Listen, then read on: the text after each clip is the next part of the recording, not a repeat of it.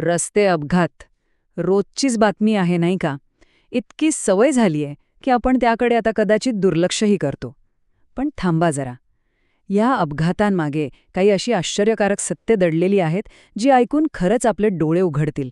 चला, आज आपण याच सत्यांना जरा जवळून बघूया. आपल्याला अनेकदा वाटतं की अरे, अपघात तर होतच राहणार, त्याला काय करणार? पण खरं सांगू, यातले बहुतेक अपघात आपण टाळू शकतो. हो, पण त्यासाठी ना आपल्याला एकदम मुळापर्यंत जावं लागेल. म्हणजे हे अपघात नेमके का होतात याची खरी कारणं शोधावी लागतील. बरं, एक विचार करा. सगळ्यात जास्त अपघात कुठे होत असतील असं वाटतं? एकदम गर्दीच्या बाजारात की शहरातल्या खचाखच भरलेल्या रस्त्यांवर? जरा विचार करा, कारण उत्तर ऐकून नक्कीच धक्का बसेल. आणि हे बघा उत्तर. आकडेवारी काय सांगते माहितीये? तब्बल 45% अपघात गर्दीच्या ठिकाणी होतच नाहीत, तर ते होतात मोकळ्या रस्त्यांवर, हायवेवर.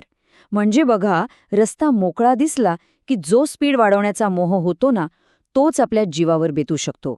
किती विचित्र आहे, नाही का? ओके, म्हणजे जागेबद्दलचा आपला अंदाज तर साफ चुकला. पण थांबा, अजून एक मोठा गैरसमज आहे जो आपल्याला दूर करायचा आहे. बघूया तो कोणता आहे.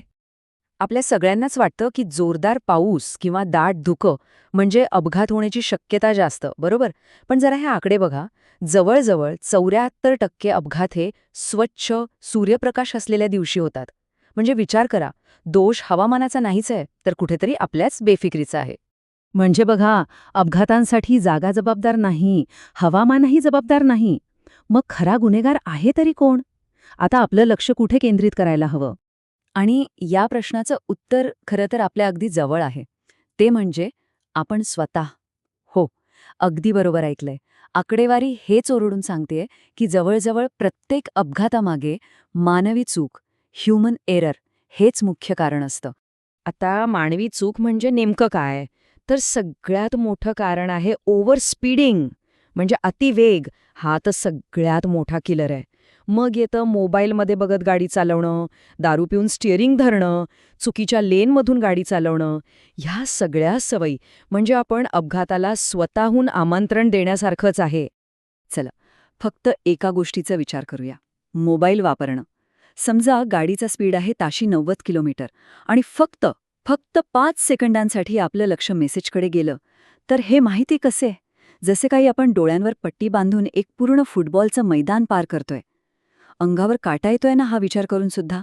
म्हणजे बघा, एका बाजूला आहे फक्त एक मेसेज बघण्याचा मोह आणि दुसऱ्या बाजूला काय आहे त्याचं भयानक वास्तव. डोळे बंद करून 100 मीटरपेक्षा जास्त गाडी चालवणं. विचार करा, किती मोठी तफावत आहे या दोन्हींमध्ये. आता बोलूया त्या शत्रूबद्दल जो सरळ आपल्या मेंदूवरच हल्ला करतो. Drink and drive. दारूचा एक घोट सुद्धा आपल्या निर्णय घेण्याच्या क्षमतेवर, आपल्या शरीराच्या नियंत्रणावर आणि वेळेवर ब्रेक दाबण्याच्या क्षमतेवर थेट परिणाम करतो. सगळंच अधू जातं. आणि हे किती गंभीर आहे याचा अंदाज आहे? ऐका, आपल्या रक्तातलं अल्कोहोलचं प्रमाण अगदी थोडंसं, म्हणजे फक्त 0.05 ने जरी वाढलं, तरी अपघाताचा धोका थेट दुप्पट होतो. डबल. म्हणजे विचार करा, अरे एकच तर पेज घेतलाय, हे वाक्य किती धोकादायक ठरू शकतं. बरं, आतापर्यंत आपण समस्या तर खूप समजून घेतल्या, पण नुसत्या समस्यांबद्दल बोलून काय उपयोग? नाही ना? चला, आता उपायांवर बोलूया. हे अपघात थांबवण्यासाठी आपण नक्की काय करू शकतो? आणि ह्याची सुरुवात आपल्या स्वतःपासूनच करायची आहे. काही अगदी सोप्या गोष्टी आहेत, पण त्या आपलं आयुष्य वाचवू शकतात. गाडीत बसल्या बसल्या सीटबेल्ट लावायचा, बाईकवर असाल तर हेल्मेट घालायचं, स्पीड लिमिटमध्ये राहायचं, मोबाईल बाजूला ठेवायचा आणि दारूला तर ठाम नाही म्हणायचं. वाहतुकीचे नियम पाळा आणि लांबचा प्रवास असेल तर मध्ये मध्ये थोडा ब्रेक घ्या. बघा, या छोट्या सवयी किती मोठे अपघात टाळू शकतात. पण अर्थात फक्त आपण बदलून सगळं काही ठीक होणार नाही. सिस्टेमला, म्हणजे व्यवस्थेलाही बदलावं लागेल. त्यासाठी काय हवंय? तर कडक कायदे हवेत आणि त्यांची अंमलबजावणीही हवीये. लोकांमध्ये जागरूकता निर्माण करणाऱ्या मोहिमा हव्यात.